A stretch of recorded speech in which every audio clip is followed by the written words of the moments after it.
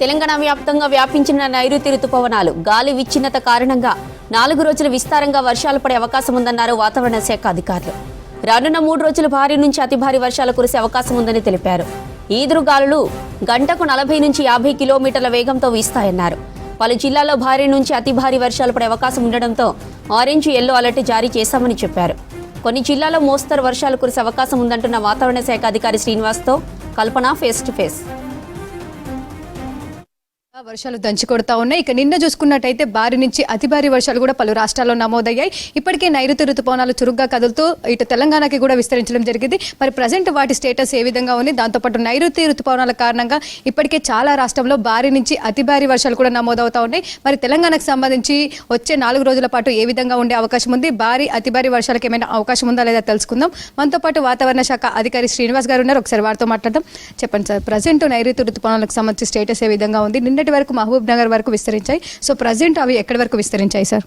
మనకి మొన్న మార్నింగ్ తెలంగాణలోకి ప్రవేశించడం జరిగిందండి. మనకి రాయలసీమకి అడ్జసెంట్గా ఉన్న 2 జిల్లాలు జోగులాంబ, గద్వాలు, వనపర్తి ఆ ప్రాంతంలోకి మొన్న మార్నింగ్ ప్రవేశించాయి.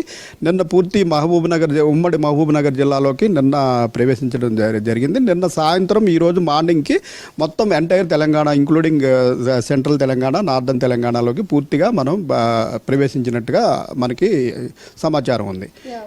సో ప్రజెంట్ చూసుకున్నట్టయితే నిన్న చాలా జిల్లాలకు సంబంధించి కూడా తేలికపాటి నుంచి మోస్తారు వర్షాలతో పాటు భారీ, అక్కడక్కడ అతి భారీ వర్షం కూడా నమోదైంది. సో నిన్న జిల్లాలకు సంబంధించి ఎక్కడెక్కడ ఎంత వర్షపాతం నమోదైంది సార్?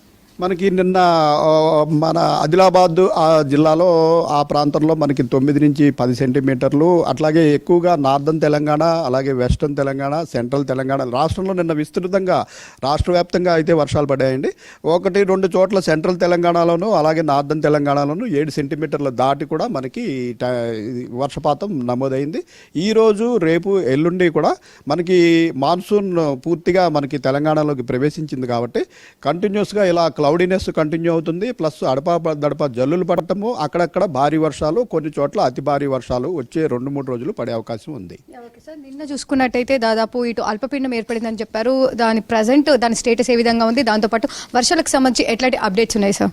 ఆ అల్పపీడనం ప్రస్తుతం బలహీనపడిందండి. అయితే మనకి 17 డిగ్రీస్ అక్షాంశం అంటే ఇంచుమించు హైదరాబాద్కి పైన మనకి సగటు సముద్ర మట్టం నుంచి 3.1, 5.8 కిలోమీటర్ల మధ్యలో గాలి విచ్చిత్తి అన్నది చూస్తున్నాం.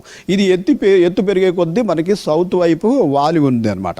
దీనివల్ల ప్లస్ మనకి ఆల్రెడీ మాన్సూన్ ఫ్లో ఎంటర్ అయినందువల్ల మనకి ఈ క్లౌడీనెస్ ప్లస్ వర్షపాతము కంటిన్యూ అయ్యే అవకాశం ఉంటుంది. దీన్ని దృష్టిలో పెట్టుకుని మనం ఈరోజు కొన్ని జిల్లాలకి ఎల్లో వార్నింగ్, కొన్ని జిల్లాలకు ఆరెంజ్ వార్నింగ్, అలాగే రేపు కూడా కొన్ని జిల్లాలకి భారీ వర్ష సూచన, అతి భారీ వర్ష సూచన చేయడం జరిగింది.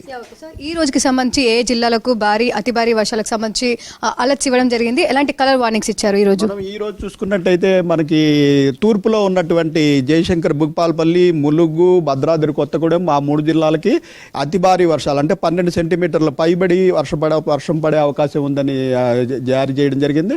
అలాగే మనకి ఖమ్మము, మిగిలిన మనకి పశ్చిమాన ఉన్న జిల్లాలు మనకి నిర్మల్, నిజామాబాద్, కామారెడ్డి, మెదక్ సిటీలో ఉన్న 3 జిల్లాలు, అలాగే వికారాబాదు, సంగారెడ్డి ఈ జిల్లాలన్నిటిలో కూడా భారీ వర్షం, ఇంచుమించు భారీ వర్షం అంటే 7 సెంటీమీటర్ల వరకు కూడా వర్షపాతం పడే అవకాశం ఉంది.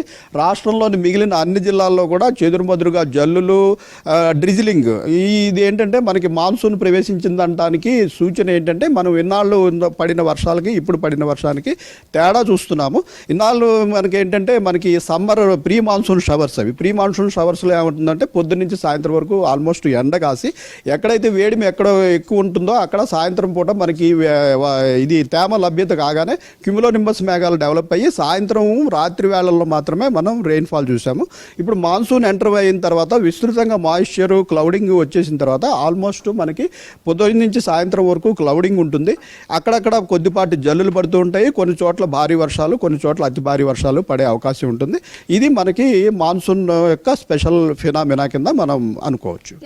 ప్రజెంట్ ఏవైతే జిల్లాలు ఆరెంజ్ అలర్ట్, దాంతోపాటు ఎల్లో అలర్ట్ జారీ చేశారో ఆ జిల్లాలకు సంబంధించి భారీ, అతి భారీ వర్షాలని చెప్తూ ఉంటారు. దాంతోపాటు హైదరాబాద్కి సంబంధించి కావచ్చు, సో ఇటు జిల్లాలకు కావచ్చు, ఇటు హైదరాబాద్కి సంబంధించి అధికారులకు ఎట్లాంటి అలర్ట్స్ జారీ చేశారు సార్? మనం రెగ్యులర్గా వెదర్ అప్డేట్స్ అన్నవి సంబంధిత అధికారులు, డిజాస్టర్ రిలీఫ్ అధికారులు, వ్యవసాయ అధికారులు, రైల్వే అధికారులు వీళ్ళందరూ కూడా మా మెయిలింగ్ లిస్ట్లో రెగ్యులర్గా రోజుకు 3 సార్లు మనం అప్డేటెడ్ వెదర్ రిపోర్ట్ వెళ్తూనే ఉంటుంది.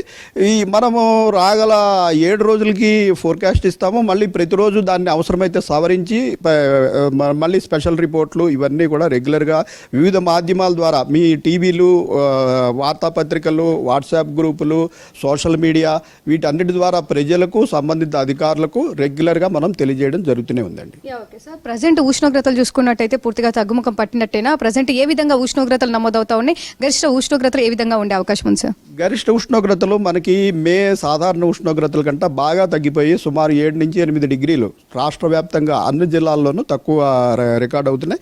మనకి ఇంచుమించు రాష్ట్రం అంతా కూడా అరౌండ్ 40 డిగ్రీలు ఆ పైన ఉండవలసిన టెంపరేచర్లు ఇప్పుడు. అయితే మనకి ఎర్లీ మాన్సూన్ ప్లస్ మాన్సూన్ రాకముందే మనకి ప్రీ మాన్సూన్ షవర్స్ విస్తృతంగా పడటం వల్ల మనకి టెంపరేచర్లు గత ఇంచుమించు 10 రోజులు బట్టి కూడా నార్మల్స్ కంటే 5-6 డిగ్రీలు, ఆ తర్వాత 7-8 డిగ్రీలు ఇట్లా తక్కువగానే నమోదవుతూ వస్తున్నాయి. అయితే ఇప్పుడు ప్రస్తుతం ఉన్న వర్షాలు ఒక 2-3 రోజుల తర్వాత కొద్దిగా తగ్గే అవకాశం ఉంటుంది. ఎందుకంటే మాన్సూన్లో కూడా ఇది సాధారణ విషయమే. మొదటిసారి ఫ్లో వచ్చిన తర్వాత కొద్దిగా చిన్న విరామం అనేది ఉంటుంది. ఆ విరామం వచ్చినప్పుడు మనకి జూన్ నెలలో కూడా మనం భూభాగం సూర్యుడికి దగ్గరగానే ఉంటుంది కాబట్టి మళ్ళీ టెంపరేచర్లు కొద్దిగా పెరిగే అవకాశం కూడా వచ్చే వారం నుంచి ఉంటుంది. సో ఏదైతే చెప్పుకుంటున్నామో నైరుతి రుతుపవనాలకు సంబంధించి ఇప్పటికే పూర్తిగా విస్తరించాయని చెప్తా ఉన్నారు. సో ఈ పూర్తిగా విస్తరించిన నైరుతి రుతుపవనాలు కావచ్చు, దాంతోపాటు వర్షపాతం ఏ విధంగా ఉండనుంది రాబోయే రోజుల్లో కావచ్చు, ఈ వర్షకాలంలో కావచ్చు, సెకండ్ రేంజ్ ఫోర్కాస్ట్ ఇచ్చారా సార్? లాంగ్ రేంజ్ ఎలా ఉంది అందులో? మన లాంగ్ రేంజ్ ఫోర్కాస్ట్ ప్రకారం ప్రస్తుతం మనకి తెలంగాణకి అలాగే దక్షిణాదిలో గత యావరేజ్ వర్షపాతం కంటే 106 నుంచి 110% వరకు, అంటే 6 నుంచి 10% వరకు ఎక్కువగానే ఉండే అవకాశం ఉందండి. సో చూస్తున్నాగా వెదర్కి సంబంధించిన అప్డేట్స్. ప్రస్తుతం అయితే తెలంగాణ రాష్ట్ర వ్యాప్తంగానైతే విస్తారంగా వర్షాలు కురిసే అవకాశం ఉందని చెప్తా ఉన్నారు.